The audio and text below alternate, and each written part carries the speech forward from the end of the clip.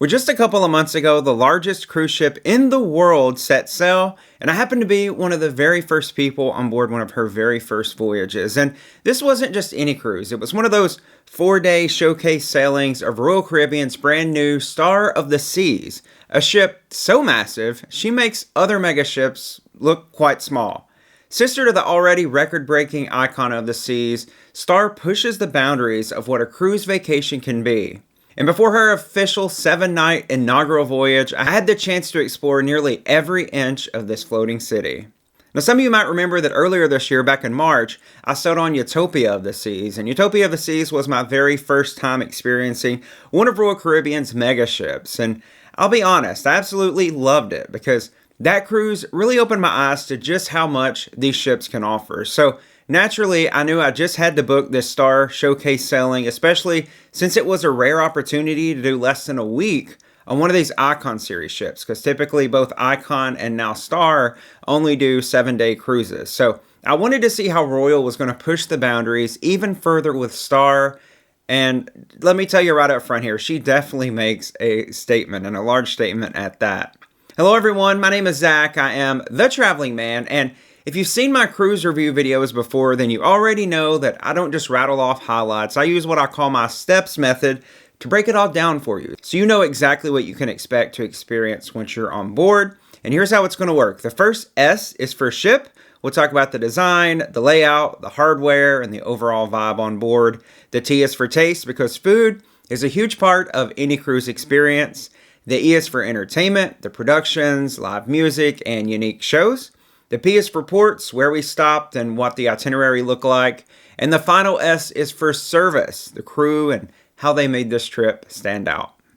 So that's the format that we're going to follow as we dig into my honest review of Star of the Seas. And yes, I'll be sharing both the highs and the lows, so you know exactly what to expect when you sail. I'm going to hold nothing back in this review, so just know that this is my honest review. It's not paid. I wasn't covered by the cruise line or anything like that, so you know that you're going to get the honest truth in this review. But before we dive in, let me know down in the comments, do you think that cruise ships can get too big? Cruise ships like Icon of the Seas? Or do you happen to love these massive floating resorts? And don't forget while you're down there to go ahead and subscribe, because I've got plenty more cruise reviews coming your way very soon. It's one of my favorite things to do here on the channel. So let's start with the S in my steps method, the ship itself. And Star of the Seas is without a doubt one of the most visually stunning ships that I've ever sailed on. She's colorful, she's bold, she's unlike anything else at sea. And one thing that stood out right away, and thing that I love the most about it probably, is the similarity to Celebrity's Ed Sheeran ships, which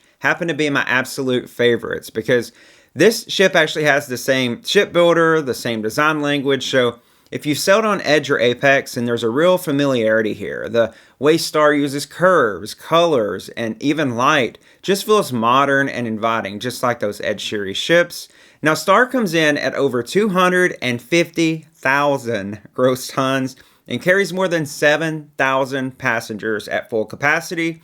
Just walking the length of this ship feels like you've done your daily steps, because it's a big ship. And I'll be honest, at times it does feel a little bit overwhelming, but Royal Caribbean has done something really smart with how they break this giant down into neighborhoods, helping to disperse the crowds and to make the massive ship feel much smaller. Now, like when I sailed Utopia of the Seas, I'm still a big fan of the distinct neighborhood concept. Central Park has always been one of my favorites, and while Stars is beautiful, I'll be just a little bit honest here, I prefer the Central Park on Utopia. It just felt bigger, it felt lusher, and it felt more like a true park. But still, walking through a real open-air garden in the middle of the world's largest cruise ship just really never gets old. Now, one neighborhood I was really curious about before sailing on Star was the Hideaway, and this is an adults-only area. It's Royal's new take on a beach club at sea, but once I saw that pool back there, it was definitely a letdown for me. It's tiny,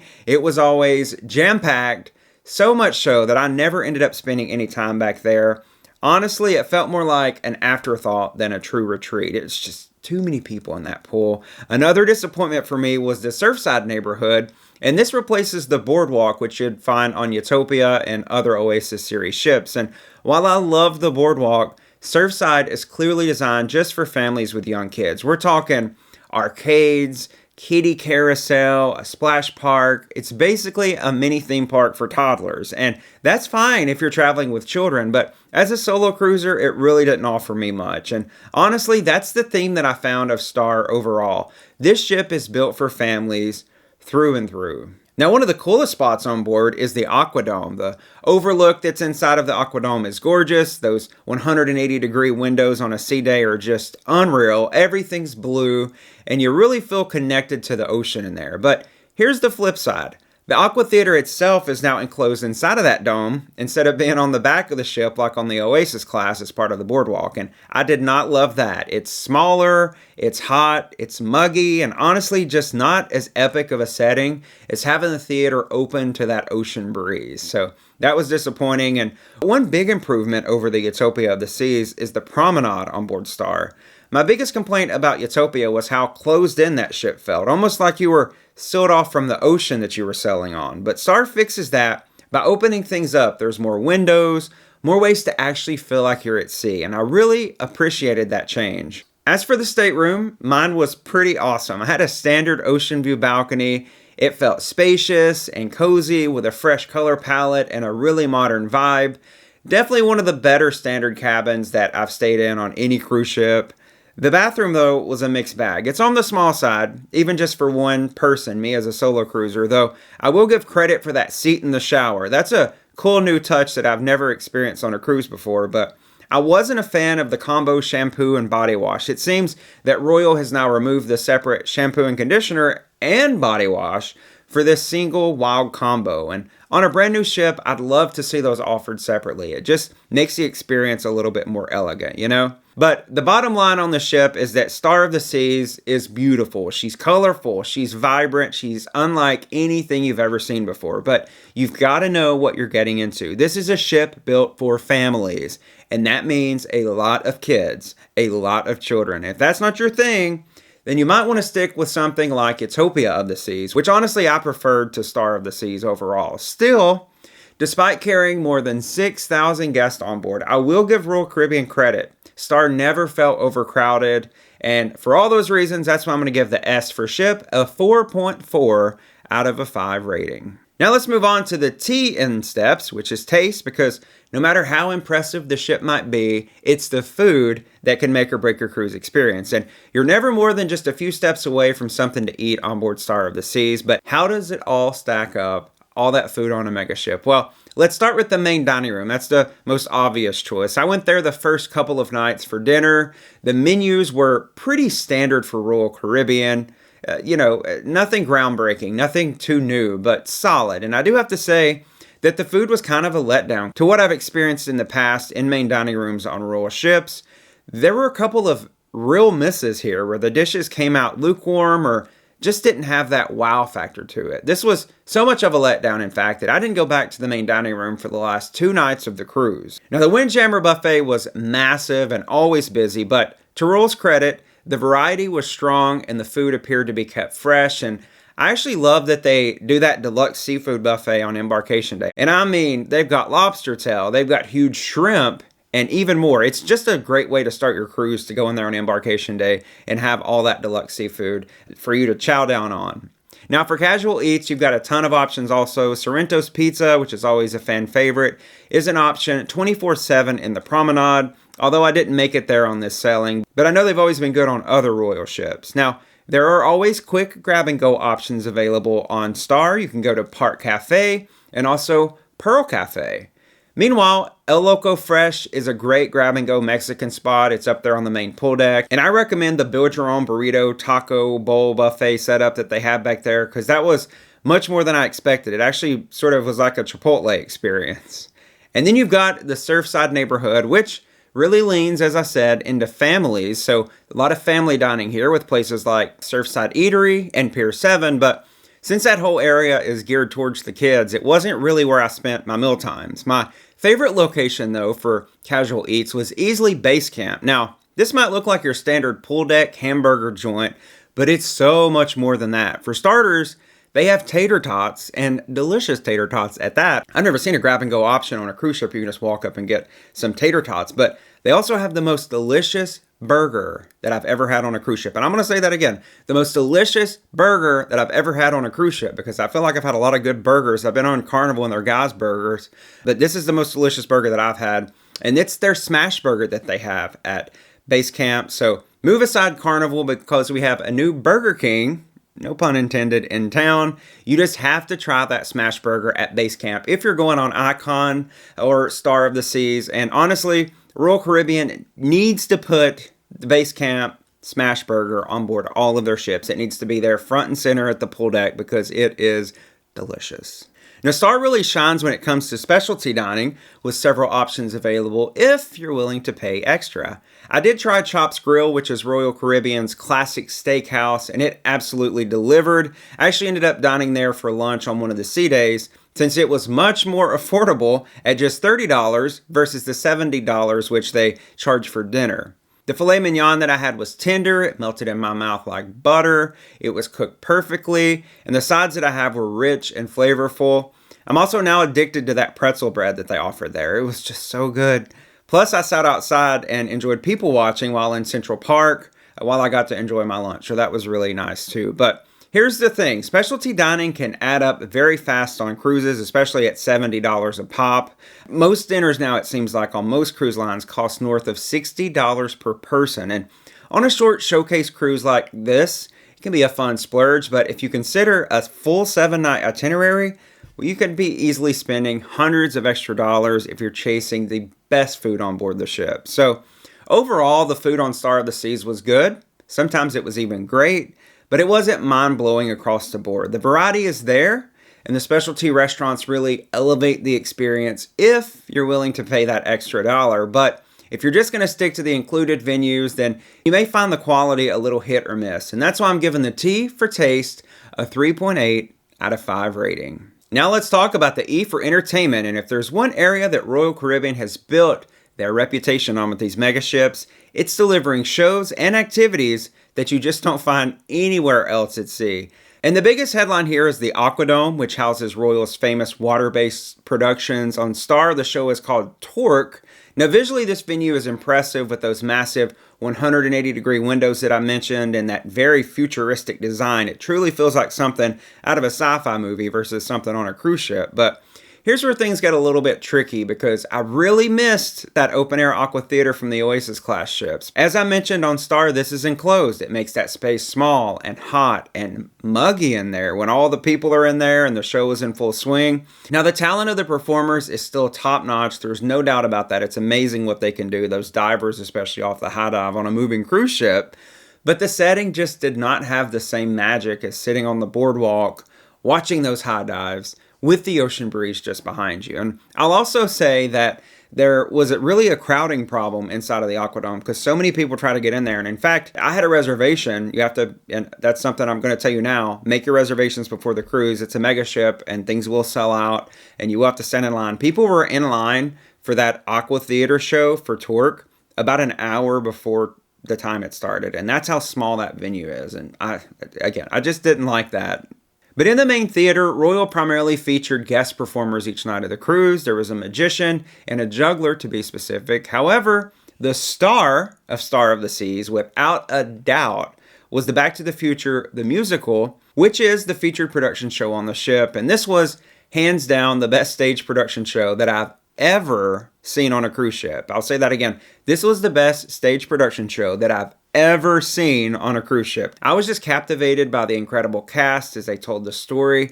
They did such a beautiful job. It's an absolute must if you're sailing on Star of the Seas. Again, make sure you get a reservation for it so that you can see it. And I also enjoyed that they offered this during a sea day. They had a matinee performance. So I was able to go during the day on a sea day and not be rushed for dinner or anything in the evening like we often are on cruises to try to make it to the theater to see the show. So that was a nice touch also. Another way that Royal's dispersing the crowds and making sure everybody has access to all the entertainment and offerings of the ship. Now, another entertainment highlight on board is the live music, which is scattered throughout the entire ship. Whether it was a jazz set in the schooner bar, a cover band rocking the Royal Promenade, or even an acoustic guitar or harp, which was frequent in Central Park, the smaller scale entertainment really adds to the overall vibe on board the ship.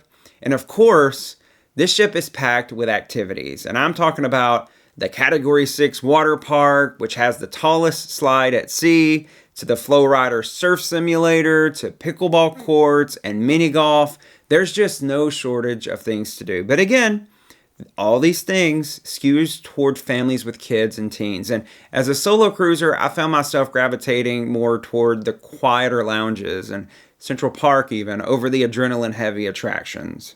But at the end of the day, entertainment on Star is bold, it's loud, and it is designed to wow you. And it definitely will. If you're into the high-energy shows and nonstop activities, then you're going to be in heaven here. But if you prefer a quieter, more intimate cruise experience, then this might feel just a little overwhelming for you. But honestly, there's something for just about everyone on this ship, including nightly comedy. They have an ice skating show and even an escape room. But just be sure to get those show and experience reservations made, as I said, before the cruise or immediately upon boarding the cruise, as they're absolutely required and a must if you want to partake in the entertainment offerings. So for all those reasons, I'm going to give the E for entertainment a solid 4.5 out of a 5 rating. Now up next, while ports is included in the steps process, the score for P is not actually included in the final rating. And since this was a special showcase cruise, the itinerary for this 4-day cruise was quite simple actually. It was one sea day, then a stop at Perfect Day at Coco Cay, which is Royal's private island experience in the Bahamas, and then a final sea day before we were back in Port Canaveral. But really, the ship was the destination on this cruise, and I only actually got off the ship at Coco Cay to take a few exterior shots of the ship. So I'm actually not even going to score the ports this time around. I'm just going to not say anything else about it. And finally, the last S for service, because at the end of the day, no matter how big or flashy a ship is, the crew can really make or break your cruise, especially on a ship this big. And on my sailing, the service was consistently solid. From dining to stateroom attendants, the crew was professional, they were friendly, and they were always working hard to keep things running smoothly. And with the ship this size, carrying over 6,000 passengers, I was honestly quite impressed with how they managed to maintain a personal touch with just about everything. Now, in the main dining room, service was efficient, though it sometimes leaned more towards speed versus connection, as you'd normally find in the main dining room. And on a ship as large as Star, that's certainly understandable given the high volume of guests that they have. But if you're someone who enjoys really getting to know your wait staff over the course of a week, then that may be just a little bit tougher on these mega ships. You just lose some of that personal connection, I think. And my stateroom attendant did a great job. The room was always spotless. Turn down service was timely, and they were always friendly every time I saw them in the hallway and had conversations with them. And it's one of those little things that doesn't always get noticed, but it really does add to the overall experience when your cabin just feels fresh every time you come back to it. Now, one area where service really stood out was crowd management, because on a ship with this many people, embarkation and even disembarkation could very easily be a huge nightmare. But Royal has clearly learned how to handle these logistics. The process was smooth, it was quick, and far less chaotic than I expected it would be. And that's honestly a credit to the crew that works behind the scenes to keep these things moving. And I still can't believe, I said it with Utopia, and I'll say it again with Star, I can't believe that they efficiently have people off the ship and are boarding the next cruise by 10 o'clock in the morning, like on embarkation morning, 10 o'clock, 10:15, they're boarding. That's rare. Normally it's 11 o'clock boarding for cruise ships, and sometimes it's even later than that. But the biggest cruise ship in the world that they can board the next cruise at 10 o'clock in the morning is remarkable. So again, that's a testament to the great crew that they have. So overall, service on Star of the Seas was exactly what I've come to expect from Royal Caribbean. It was professional, it was polished, and it was guest focused. And even though this is a massive ship, again, the biggest cruise ship in the world, the crew does a fantastic job of making you feel taken care of and right at home. And that's why I'm giving the final S for service a 5 out of a 5 rating. So when we consider all the elements together, that's going to give Star of the Seas an overall rating of a 4.4 out of a 5. Now, overall, this is a beautiful ship. It's colorful, it's modern, it's unlike anything else that's selling out there today, but it's also very clearly designed with families in mind. If you're traveling with kids, then you're going to find endless things to do. But if you're a solo cruiser like me, or if you prefer a quieter experience, then some areas may not hit the mark. And personally, I'd pick Utopia of the Seas time and time again over Star, but there's no denying that Star is an incredible addition to Royal Caribbean's fleet. But now I want to hear from you. It's time to sound off. What do you think? Do you like that cruise ships keep getting bigger and more family focused, or do you prefer the smaller, more traditional style of cruising? I want you to let me know your thoughts down in the comments below. I do read all my comments, and I'd love to see where you stand on this because I'm very curious after my experience what you think and what your opinion is on the matter. And if you enjoyed this review video, then please hit that like button. It really helps my channel grow. And of course, subscribe so you don't miss my upcoming cruise reviews, my ship tours, my travel vlogs, and all the things I do on this channel. I've got a lot more exciting content coming your way very soon, and I promise you won't want to miss it. So thank you so much for watching this video, and I'll see you on the next adventure.